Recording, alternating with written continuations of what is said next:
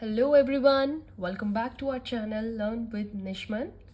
From last video we started a very new playlist of Code of Criminal Procedure 1973. It's also known as CRPC. आप बहुत ही well known होंगे with the name CRPC, that's why I wrote it. So don't get confused, Code of Criminal Procedure is the extension of CRPC. In last video I introduced the concept. I told you what really we are going to study under this act, right? And today we will discuss history, what is the object of CRPC and the main purpose behind this enactment. So pay your attention.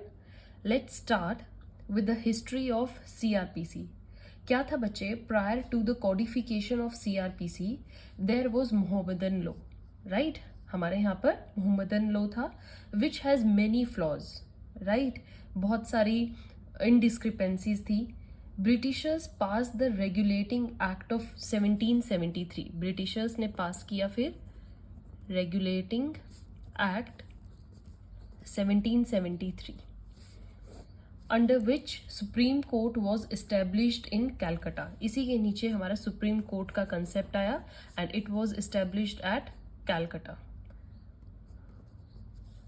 The CRPC 1861 was passed by British Parliament. इसके बाद आया CRPC 1861 which had many flaws, right? इसमें भी बहुत सारी दिक्कतें आई. Thereafter CRPC 1882 आया and it was the first to be uniform law of criminal procedure. इसको uniform law of criminal procedure भी बोलते हैं. हमारे इसके बाद क्या हुआ, fifth law commission was established in 1968 after independence. What we have, fifth law commission. ध्यान से देखिएगा बच्चे, हिस्ट्री क्या रही है हमारे सीआरपीसी के पीछे, that we are discussing. So it was in 1968 established under the chairmanship of mister K Sundaram.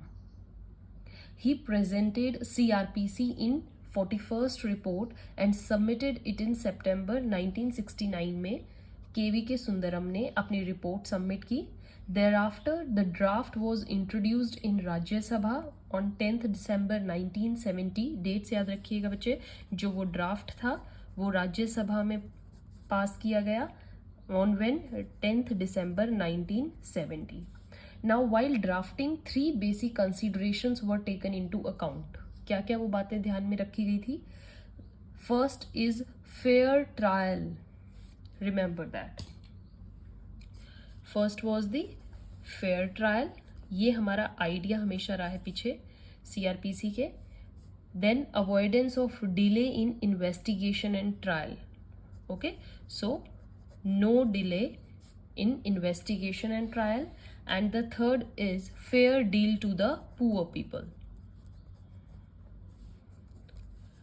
Okay, तो societal concept को हमेशा ध्यान में रखा गया. Then what happened? CRPC came into force on 1st April 1974.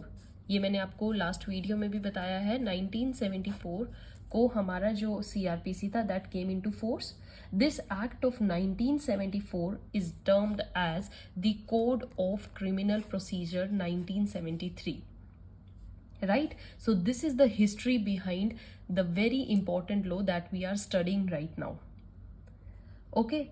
Now let's discuss the object. What is the object behind CRPC? देखिए, object, as I told you, we have to do social justice as well as individual justice. तो क्या था, there was the main object is to provide machinery for the punishment of offenders against the substantive criminal law. हमें एक machinery ऐसी ready करनी थी जो complete ये बताए कि ऑफेंडर्स जो होंगे उनको क्या पनिशमेंट मिलेगी. एंड इट वॉज कंटेन्ड, और ऑफेंस कौन से, ऑफेंडर्स कौन से होंगे, जो आईपीसी में ऑफेंसेस है उनको जो कमिट करेंगे, एज वेल एज अगर कोई अदर एक्ट भी होगा तो आईपीसी के तो होंगे ही होंगे, प्लस अदर एक्ट्स के अंदर जो भी क्राइम होगा उन ऑफेंडर्स को कैसे ट्रीट किया जाएगा, क्या पनिशमेंट देगी, that is the main purpose of criminal procedure. Then other object is the rules of procedure as provided by the code are meant to regulate the procedure in court. On occasions, the court may fail to observe strictly the procedure as prescribed by the code. They are termed as irregularities. Okay, कई बार क्या होता है कि जो procedure है court शायद उसको accordingly follow नहीं करती है, तो वो irregularities ऑफ कोर्ट होती है, and that we are going to read in section 461 of CRPC कि irregularities ऑफ CRPC को कैसे हैंडल किया जाता है. Procedure that do not vitiate the proceedings are in 460. ये इरेगुलरिटीज होती हैं, और ऐसा प्रोसीजर जिससे प्रोसीडिंग पर इफेक्ट ना पड़े वो हम 460 में पढ़ने वाले हैं. ठीक है बच्चे, तो ये हमारा ऑब्जेक्ट होगा. हमें क्या क्या पढ़ना है. एक केस था बच्चे आपका, दैट वो स्टेट वर्सेस सोहनलाल. इसमें क्या था, court held that CRPC is complete code with respect to the matters provided for by this code. In case of those matters which are not provided for by the code, ऐसा कोई भी matter जो इस code में ना हो, court shall follow any appropriate procedure. Court के ऊपर ड्यूटी बाउंड है कि they have to follow a appropriate method जो कि किसके इंटरेस्ट में हो, जस्टिस के इंटरेस्ट में हो, and not expressly prohibited by the code. जो प्रोहिबिटेड ना हो, और आपको ऐसा प्रोसीजर फॉलो करना पड़ेगा जिससे हमारा नेचुरल जस्टिस में इंटरेस्ट रहे. राइट बच्चे, that's the main object. Now let's discuss the purpose. What is the main purpose of CRPC. देखिए, the purpose of CRPC is to provide for proceedings for. क्या क्या पर्पस होता है मैंने आपको लास्ट वीडियो में बताया था. Let's discuss. So purpose of CRPC is first collection of evidence,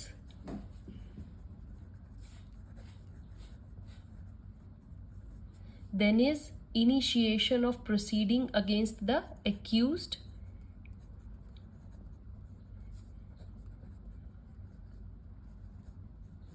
then conducting of trial against the accused, और ये सब हमें CRPC बताता है. Last is conducting subsequent proceedings. उसके बाद जो भी प्रोसीडिंग्स होती हैं वो कैसे कैरी ऑन होंगी, ये हमारा CRPC में लेट डाउन है. देखिए, पर्पस ऑफ CRPC जो है बच्चे, is to provide an effective mechanism for the proper dispensation of justice delivery system. Right, हमारे ये पीछे इन सबके मेन मोटिव क्या है, to give the justice. Right, the criminal proceedings are the proceedings in the interest of the society at large, as a crime is considered to be a wrong against the society. हमें society का interest हमेशा ध्यान में रखना पड़ेगा. Right, it is in the societal interest that the actual culprit shall be found out and punished. ठीक है, किसी ने क्राइम कर दिया है तो सोसाइटी का इसमें रोल क्या रहता है बच्चे. देखिए, सोसाइटी पे एक इफेक्ट तो जरूर पड़ता ही है. राइट, सोसाइटी के अगेंस्ट यही ड्यूटी है हमारी कि हम कल्प्रिट को पकड़े और एक सोसाइटल इंटरेस्ट को हमेशा ऊपर रखें. However, at the same time, accused against whom criminal process is undertaken cannot be deprived of his basic rights guaranteed under the Constitution. Society के साथ साथ हमें इंडिविजुअल इंटरेस्ट भी ध्यान में रखना होगा. इंडिविजुअल किसके बारे में हम बात कर रहे हैं, द कल्प्रिट. हमें बच्चे जो उसके बेसिक राइट्स हैं हम उसको हार्म नहीं कर सकते. Right, after all he is also a human being and he is not guilty unless his guilt is proved. तो जब तक उस जजमेंट फाइनली ऐसे नहीं आती that yes he is guilty, आप उसके साथ एज अ ह्यूमन बींग वाला नेचर, उसके बेसिक राइट्स को हार्म नहीं कर सकते हो. Accordingly, fair balance has to be established between the requirements of criminal process for the society and at the same time requirement of the guarantees of the right of the accused. हमें accused के rights हमने पढ़े थे Constitution में. Go back to that video, read it thoroughly, and then you will see what are the basic rights given to the accused. It is during this balance that doing justice between the society and individual accused which is the goal of the court in any case through CRPC. CRPC के through हर court के ऊपर एक duty बनती है कि उनको society interest के साथ साथ इंडिविजुअल इंटरेस्ट भी देखना पड़ता है. जस्टिस सोसाइटी का कर रहे हैं तो आपको जस्टिस ऑफ इंडिविजुअल को भी हार्म नहीं करना है. Right, the CRPC provides for doing of such balance in the matter of applying the bail in non-bailable offences. Magistrate will have to balance the individual and societal interest. मतलब आप अगर जब किसी को बेल दे रहे तो आपको देखना पड़ेगा कि इसमें सोसाइटी इंटरेस्ट कितना ज़्यादा है और इंडिविजुअल इंटरेस्ट कितना ज़्यादा है. सराउंडिंग सब्सटेंसेस को आपको देखना पड़ता है, सर्कमस्टेंसेस को देखना पड़ता है कि एब्सकॉन्ड ये भाग तो नहीं जाएगा, सोशल स्टेटस क्या है इसका, क्या ये विटनेस को इन्फ्लुएंस तो नहीं कर पाएगा, क्या ये अटेम्प्ट को रिपीट तो नहीं कर देगा, हिस्ट्री ऑफ एक्यूज आपको चेक करनी पड़ेगी. So in conflict of societal and individual interest आपको किसका इंटरेस्ट ज़्यादा देखना है? सोसाइटी का. जब आपको दोनों ही इंडिविजुअल सोसाइटल इंटरेस्ट में कन्फ्लिक्ट लगता दिखे कि इक्वली ये इंपॉर्टेंट है एंड इक्वली ये इंपॉर्टेंट है, then you have to give more preference to the societal interest. ये हमेशा ध्यान में रखिएगा. सीआरपीसी में like constitution is always in the process of evolution, right, हमेशा इवॉल्व होता है. By adding provisions to make the criminal process more effective, आप प्रोविजन ऐड कर देते हो, या by making safeguards for the accused more expressive. देखिए supreme court ने केशवानंद भारती केस आया था versus state of Kerala. Supreme court held that constitution has certain basic essential features which can not be violated in any circumstance. Dignity of human life, principle of natural justice are some such essential features जिनको आप नज़रअंदाज नहीं कर सकते हैं. And after this judgment जो CRPC 1973 था was enacted which came into force on 1 April 1974, है ना. And the present CRPC incorporated the elements of safeguards bringing itself in the line with essence of constitution. हमने जो CRPC को बनाया है वो constitution को ध्यान में रखकर बनाया है. And thereafter in 1978, speaking through P.N. Bhagwati Justice for 7 judges bench, supreme court in Maneka Gandhi case जब आया, जो मैंने आपको एक प्रोसेस बताया था ना बच्चे, फिर मेनका गांधी केस आया 1978 में, इसमें हेल्ड किया गया the procedure established by law in article 21 has to be just, fair and reasonable. क्या क्या? Just, fair and reasonable procedure होना चाहिए, नॉन आर्बिट्रेरी प्रोसीजर होना चाहिए. And therefore CRPC also has to provide for the just and fair procedure. हमारा constitution कहता है तो CRPC को भी करना पड़ेगा. And after this judgment several amendments were made in CRPC में, बहुत अमेंडमेंट्स हुई itself. Thereafter further amendments were made after D.K. Basu state of West Bengal का केस आया, मालीमत कमेटी 2003 में आई, and Sube Singh versus state of Haryana का केस आया बच्चे. Several further amendments have been made.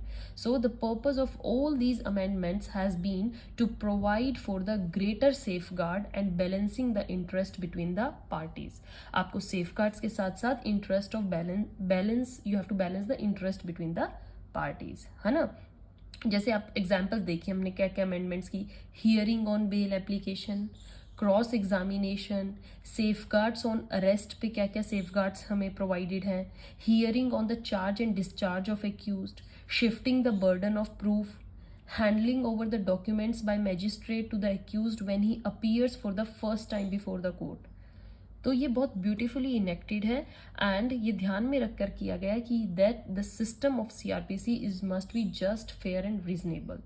हिडन्स principle है बच्चे जिसमें ये बोला गया if there is a conflict of interpretation in particular situation, आपको कोई डेफिनेशन में या किसी टर्म में इंटरप्रिटेशन में दिक्कत आ रही है, then that interpretation has to be adopted which serves the purpose of CRPC and the constitution better.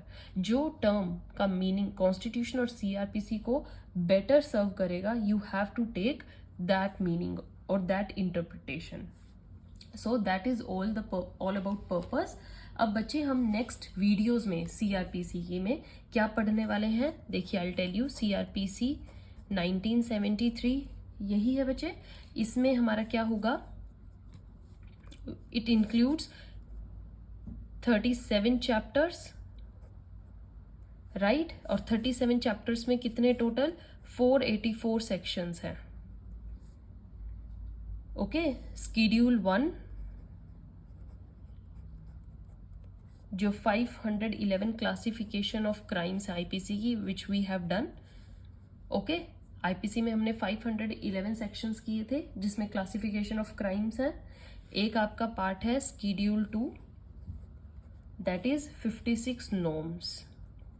So this is the syllabus of CRPC that we are going to do. First we will do 484 sections of CRPC. All right. अब क्या है आपका बच्चे? Now your homework is to read all these. Purpose देखिए क्या होता है main, क्या नीड थी सीआरपीसी को लाने में और क्या क्या अमेंडमेंट्स हुई हैं. अमेंडमेंट्स आपका होमवर्क रहेगा. आपको ये देखना है कि हमने इतने स्टेप्स के बाद जो इनेक्टमेंट आई, प्रोसीजर था, उसमें अमेंडमेंट्स क्या क्या आई सोसाइटल इंटरेस्ट को ध्यान में रखते हुए. And stay tune for the next video. We are going to start with the next section. Till then, good bye. Thank you.